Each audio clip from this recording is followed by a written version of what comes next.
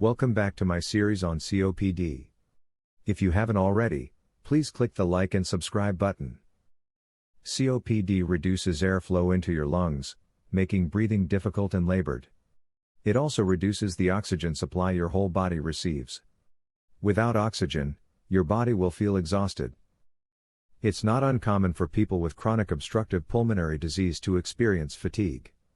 COPD is progressive, so symptoms of the disease grow worse over time.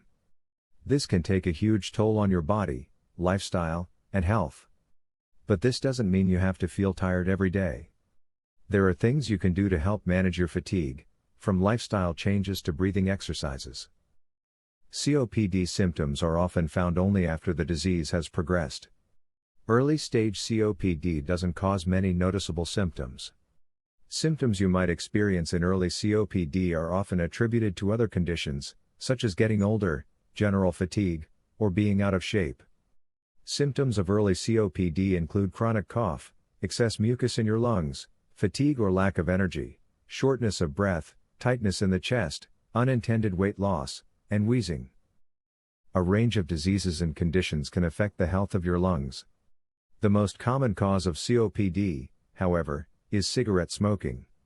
If you smoke or have smoked in the past, you may have significant damage to your lungs. The longer you smoke, the more damage your lungs sustain.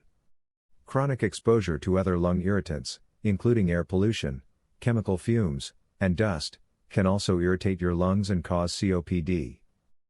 The cause of fatigue for those with COPD is the lungs' inability to properly exchange gases, which keeps you from getting the oxygen your body needs and prevents you from effectively expelling harmful CO2. You'll develop low blood oxygen levels, a condition called hypoxemia. When your body is low on oxygen, you feel tired. Fatigue comes more quickly when your lungs cannot properly inhale and exhale air.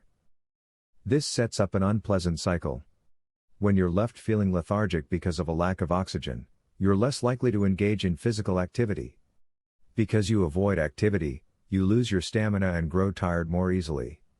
Eventually, you may find you're unable to perform even basic daily tasks without feeling winded and fatigued. For this reason, you must remain as active as possible. Try to push your limits daily to slow the decline of this debilitating disease. But you must also take care not to push yourself too hard. Unfortunately, COPD has no cure, and you cannot reverse the damage it does to your lungs and airways. Once the disease has progressed, you must begin treatment to reduce the damage and slow further progression. Fatigue will require you to use your energy wisely. COPD symptoms can occasionally flare up, and there may be times when symptoms and complications are severe. During these episodes or exacerbations, your doctor will recommend treatments and medications to ease your symptoms. Typical medications for flare-ups may consist of prednisone, which is a type of steroid, and amoxicillin, which is an antibiotic. If an exacerbation occurs and you cannot reach your doctor and do not have a round of rescue meds on hand, please go to the emergency department of the closest hospital. If you're encountering severe difficulty breathing, call 911 immediately. If left too long, complications can occur. If the exacerbation is due to a bacterial infection, it can lead to pneumonia, which is not good for those with pulmonary disabilities. The most important piece of equipment you should have on hand is a pulse oximeter. This unit measures your oxygen and your pulse rate. The two main numbers on a pulse oximeter are the oxygen saturation and your pulse rate. These readings use infrared light to measure the amount of oxygen in your blood, what doctors call your blood oxygen saturation levels.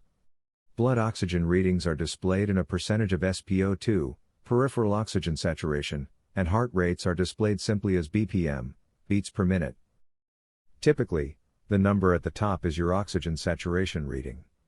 The number below is your pulse rate. As your condition progresses, you will find this NIT to be quite helpful, especially when experiencing an exacerbation. In the next episode, I will discuss in detail the various medical devices that will help you cope with your condition. Don't forget to like and subscribe.